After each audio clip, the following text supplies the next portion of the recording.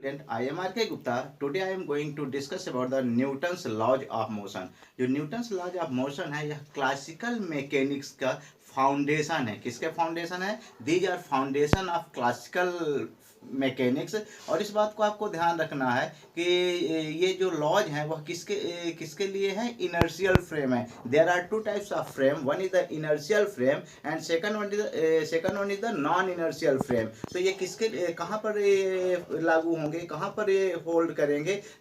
Inertial frame के लिए। Inertial frame क्या होते हैं, नॉन इनर्शियल फ्रेम क्या होते हैं, इसको हम आगे फर्दर क्या करेंगे, डिस्कस करेंगे। यदि कोई बॉडी एक्सेलरेटेड मोशन से मूव कर रही है तो वह जो बॉडी होगी वह क्या होगा, हमारा फ्रेम होगा वह क्या होगा, नॉन इनर्शियल होगा। लेकिन यदि कोई बॉडी रेस्ट में है या यूनिफॉर्म वेलोसिटी से मूव कर रही है तो इस प्रकार का जो फ्रेम होगा वह क्या क्या ऐसा फ्रेम होगा, हमारा इनर्शियल फ्रेम होगा। तो ध्यान रखना है कि जो न्यूटन्स लॉ ऑफ मोशन है वह किसके लिए होल्ड करते हैं? इनर्शियल फ्रेम के लिए क्या करते हैं, होल्ड करते हैं। तो न्यूटन ने कितने लॉज प्रपोज किया? उन्होंने 3 लॉज दिया, फर्स्ट लॉ, सेकंड लॉ और थर्ड लॉ। एक्चुअली में क्या था कि what is the effect of force on motion of object, mean किसके किसके बीच इन्होंने रिलेशन दिया? फर्स्ट लॉ, सेकंड लॉ और थर्ड लॉ। जो फर्स्ट लॉ स्टेट करता है वह किसके बारे में? जो हमारे पास फोर्स है, फोर्स की क्वालिटेटिव आइडिया को किसको एक्सप्लेन करता है? क्वालिटेटिव आइडिया को क्या करता है, एक्सप्लेन करता है। जो सेकंड लॉ ऑफ मोशन है वह उसकी क्वांटिटी, फोर्स के क्वांटिटी को क्या करता है, एक्सप्लेन करता है। जो थर्ड लॉ है वह क्या करता है कि जो हमारे नेचर में है, तो नेचर में जो फोर्स होते हैं हमेशा कपल में होते हैं, मीन आइसोलेटेड फोर्स पॉसिबल नहीं है। यह क्या करता है, थर्ड लॉ करता है। हम वन बाय वन करके क्या करते हैं, डिस्कस करते हैं। तो न्यूटन्स लॉज ऑफ मोशन में फर्स्ट लॉ देखें, first law, this is the first law. First law. According to this law, according to this law, if an object, if an object in state of rest, it will always remain in, it will always remains in rest. And if an object in motion, it will always remain in motion with same velocity, and same direction, same velocity and same direction, unless an external force applied. Means यदि कोई body rest में है तो हमेशा किस में रहेगी, rest में रहेगी। यदि कोई बॉडी क्या कर रही है, मूव करे तो कंटिन्यू मूव करती रहेगी। ये क्या, कब तक यह कंडीशन रहेगी? वह कंडीशन तब तक रहेगी जब तक इस पे हम कोई एक्सटर्नल फोर्स अप्लाई नहीं करते हैं। मीन्स यदि हमारा कोई टेबल है तो टेबल जिस स्थान पे सेम उसी स्थान पर रहेगा, यदि उसको उठा करके हम दूसरे स्थान पे शिफ्ट नहीं करते हैं। इसी प्रकार यदि कोई बॉडी कंटिन्यू मूव कर रही है तो वह उसकी वेलोसिटी चेंज नहीं होगी। कब तक चेंज नहीं होगी? जब तक उस पर कोई एक्सटर्नल फोर्स अप्लाई नहीं होगा। तो this is the first law of Newton. इसको आप क्या करेंगे, वीडियो को पॉज करिए और इसको क्या करिए, नोट डाउन करिए।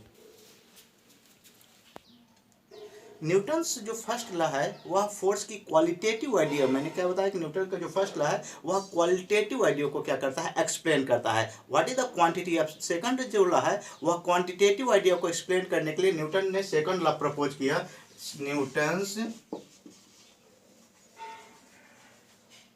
Newton's this is the second law of motion. Newton का सेकंड लॉ ऑफ मोशन क्या है? According to this law, according to this law, the rate of change of linear momentum of an object with time is directly proportional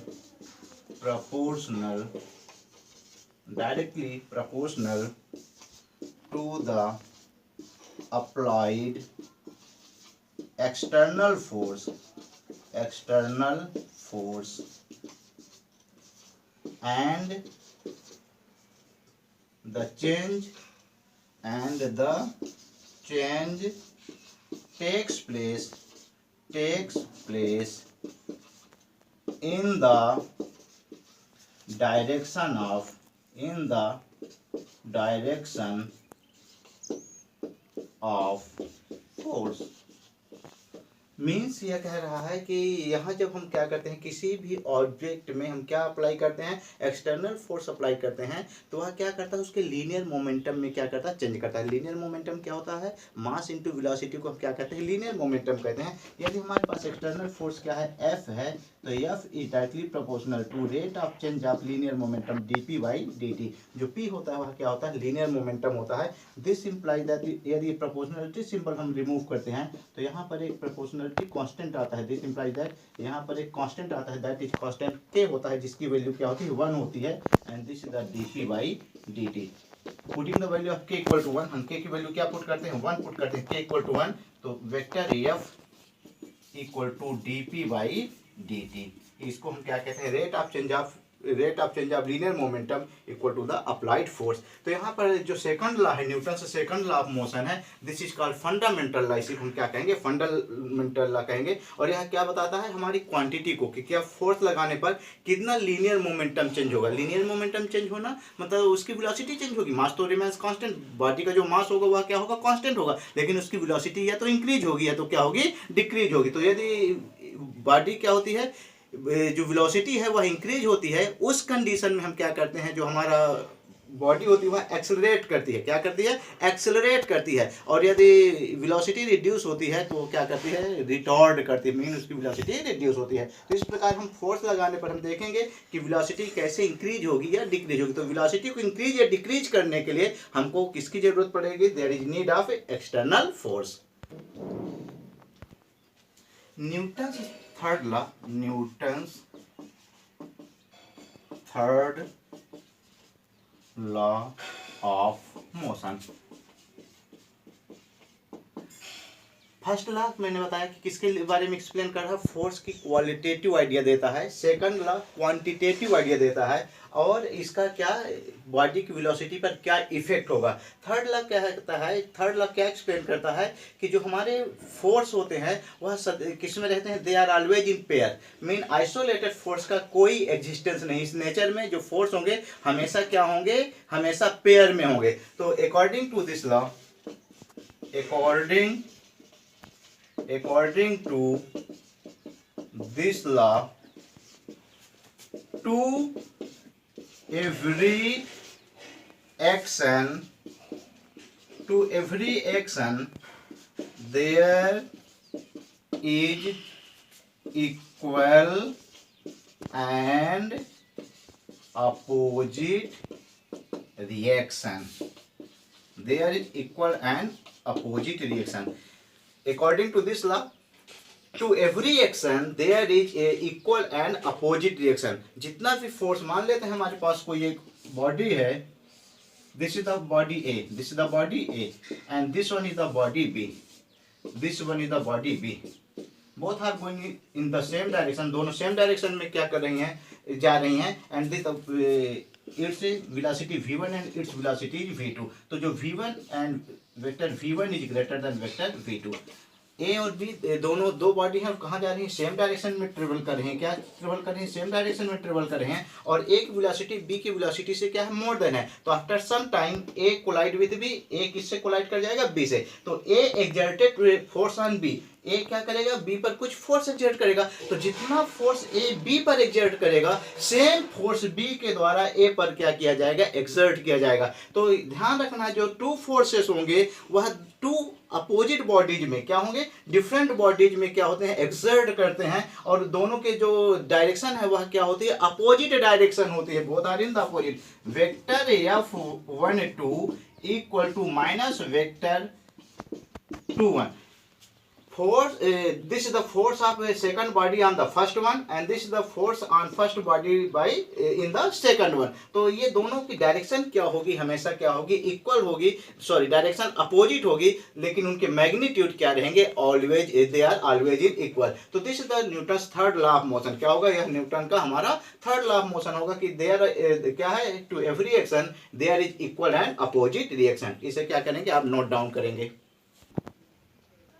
now Newton second law of motion is called fundamental law. जो Newton का second law है motion का, उसे हम क्या कहते हैं, fundamental law कहते हैं। फंडामेंटल लॉ क्यों है, क्योंकि इसके द्वारा हम फर्स्ट लॉ और थर्ड लॉ दोनों को क्या कर सकते हैं, डिराइव कर सकते हैं। तो यहाँ करेंगे derivation of Newton's first law by Newton's second law, by Newton's second law. हम क्या करेंगे, यहाँ न्यूटन के फर्स्ट लॉ को सेकंड लॉ के द्वारा क्या करेंगे, डिराइव करेंगे। तो according to Newton second law F equal to dp by dt, this is the rate of change of linear momentum, किसके इक्वल होगा, अप्लाइड फोर्स के इक्वल होगा। In the absence of force, अब हमारे पास फोर्स क्या हो गया, अब्सेंस हो गया, mean vector F that become zero, कोई फोर्स नहीं लग रहा है, देयर इज नो फोर्स। यदि कोई फोर्स नहीं है, this mean dp by dt equal to zero, और this can be written dp equal to zero. Cross multiply किए तो क्या हो जाएगा, dp equal to zero. When dp equal to zero, तो here your p become p equal to constant, mean जो system है, system का जो linear momentum dp equal to zero, तो ध्यान रखना है चेंज इन लीनियर मोमेंटम। तो यदि p हमारा लीनियर मोमेंटम कांस्टेंट है तो चेंज इन लीनियर मोमेंटम क्या हो जाएगा, जीरो। dp क्या होगा, चेंज इन लीनियर मोमेंटम, और dp बाई dt क्या होगा, rate of change of linear momentum. तो यहाँ dp इक्वल टू जीरो, तो p इक्वल टू क्या हो जाएगा, कांस्टेंट होगा। हमको पता है p क्या होता है, this is the mass into velocity, किसके इक्वल होता है, mass into velocity. Linear momentum of body क्या है, मास इनटू वेलोसिटी, दोनों का प्रोडक्ट क्या होगा, ये भी क्या हो जाएगा, हमारा कांस्टेंट होगा।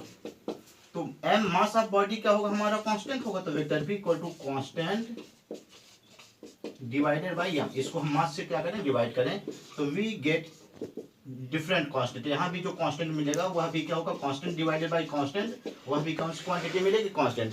तो यहाँ v क्या रहेगा, कांस्टेंट रहेगा, मीन जिस वेलोसिटी से बॉडी मूव कर रही है तो सेम वेलोसिटी से मूव करेगी। v कांस्टेंट मीन, इसका मीन क्या होगा, initial velocity of object equal to final velocity of object. जो हमारे पास ऑब्जेक्ट है उसकी जो इनिशियल वेलोसिटी होगी, यदि फाइनल वेलोसिटी की इक्वल हो तो उस समय हमारा क्या रहेगा, v कांस्टेंट रहेगा। यह कंडीशन कब होगी, this is the Newton's first law. यही क्या है, न्यूटन का फर्स्ट लॉ है कि यदि कोई बॉडी जिस वेलोसिटी से मूव कर रही है वह सेम डायरेक्शन में सेम वेलोसिटी से मूव करेगी जब तक कि कोई उस पर एक्सटर्नल फोर्स अप्लाई नहीं किया जाएगा। तो हम क्या करते हैं, न्यूटन सेकंड लॉ से हम फर्स्ट लॉ को क्या कर सकते हैं, डिराइव कर सकते हैं। Derivation of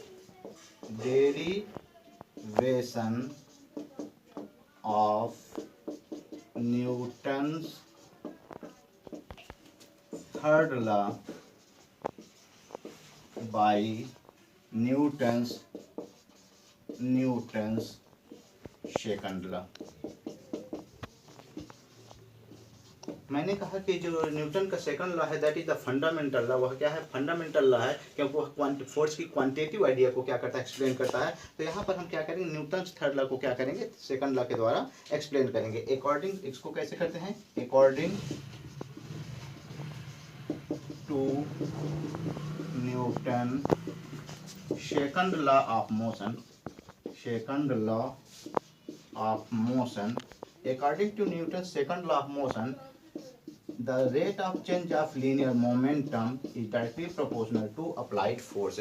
Rate of change of linear momentum is directly proportional to applied force. If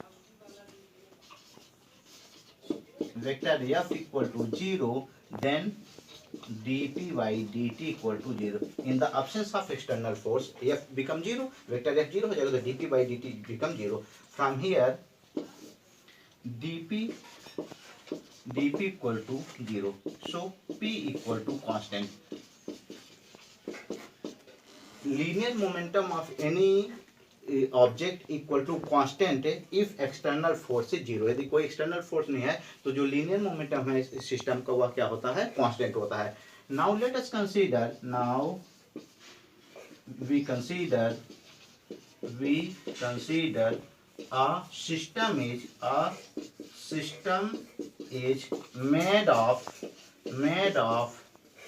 two particles.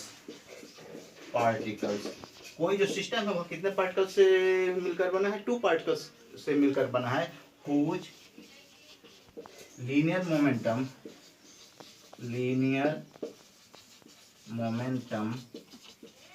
are vector p1 and vector p2. दोनों के लीनियर मोमेंटम क्या होंगे, vector p1 and vector p2. यदि कोई system कितने particle से मिलकर बना है, 2 पार्टिकल से, तो जो ये क्या हो जाएगा यहाँ पर, vector p1 plus vector p2 equal to constant. इसे क्या करेंगे, वीडियो को पॉज करेंगे और इसको क्या करेंगे, नोट डाउन करेंगे. Here we consider this is the body A and this is the body B. Their initial momentum is linear momentum is vector p1 and vector p2. If there is no external force, यदि कोई external force नहीं है तो vector p1 plus vector p2 equal to constant. Mean उसके जो initial momentum दोनों इस system का होगा वह final momentum के इक्वल होगा. Now we consider these two particles mutually interact to each other. These are mutually interact to each other. Mean दोनों में डेल्टा टी ड्यूरेशन में क्या होता है, कोलिजन होता है. क्या होता है, डेल्टा टी टाइम में क्या होगा, इन दोनों में कोलिजन होगा. तो जैसे इनमें कोलिजन होगा तो इनके लीनियर मोमेंटम क्या होंगे, चेंज होंगे. तो यहाँ vector p1 plus vector p2 constant, तो चेंज इन लीनियर मोमेंटम. जैसे दोनों पार्टिकल क्या करेंगे, कोलाइड करेंगे, तो इनकी लीनियर मोमेंटम क्या होंगे, चेंज होंगे. तो जो चेंज होगा वह किसके द्वारा इंडिकेट किया जाएगा, डी के द्वारा इंडिकेट किया जाएगा. डी p1 p2 और कांस्टेंट चेंज है, तो ये चूंकि कांस्टेंट है तो जो जब चेंज करेंगे तो दैट बिकम 0. यह क्या हो जाएगा, 0. Further this is the dp1 and this is the dp2 equal to 0. divided by dt we get dp1 by dt plus dp2 divided by dt. dp1 क्या है, चेंज इन लीनियर मोमेंटम, और dp1 by dt क्या है, rate of change of linear momentum, that equal to 0. यह क्या हो जाएगा, 0 के इक्वल होगा. ट्रांसपोजिंग दिस टर्म, इस टर्म को हम ट्रांसपोज करते हैं, तो this is dp1 by dt equal to this equal to dp2 by dt, और सिंबल क्या हो जाएगा, जैसे ट्रांसपोज करेंगे तो यह क्या हो जाएगा, क्या हो जाएगा, ये टर्म क्या हो जाएगा, निगेटिव टर्म होगा. बट वेक्टर F12 क्या कहेगा, this is the force exerted by second object in first object. Second object के द्वारा फर्स्ट ऑब्जेक्ट पर जो हम फोर्स एक्सर्ट करेंगे तो लीनियर मोमेंटम किसका चेंज होगा, फर्स्ट ऑब्जेक्ट का क्या होगा, लीनियर मोमेंटम चेंज होगा. तो this become dp1 by dt. यह किसके इक्वल हो जाएगा, जैसे सेकंड ऑब्जेक्ट के द्वारा फर्स्ट ऑब्जेक्ट पर फोर्स जो अप्लाइड होगा तो फर्स्ट ऑब्जेक्ट का लीनियर मोमेंटम चेंज होगा. Similarly F21 force exerted by first object on second, तो जैसे फर्स्ट ऑब्जेक्ट द्वारा सेकंड ऑब्जेक्ट में हम फोर्स अप्लाई करेंगे तो किसके लीनियर मोमेंटम चेंज होगा, सेकंड का लीनियर मोमेंटम क्या होगा, चेंज होगा. तो dp2 बाई dt. तो यहाँ इस इक्वेशन से देखें dp1 बाई dt किसके इक्वल होगा, वेक्टर F12 के इक्वल होगा, vector F12 and that equal to minus vector F21. mean to every action there is equal and opposite reaction, which is the Newton's third law of motion. ये क्या है, vector F1 equal to minus vector F21, यही क्या है, Newton's third law of motion है। तो question आता है एग्जाम में, derive Newton's third law of motion by Newton second law of motion, या तो ऐसा क्वेश्चन आता है, या पूछता है कि derive Newton's third law of motion by conservation of linear momentum. तो दोनों का आंसर आप क्या करेंगे, सेम करेंगे। Thank you.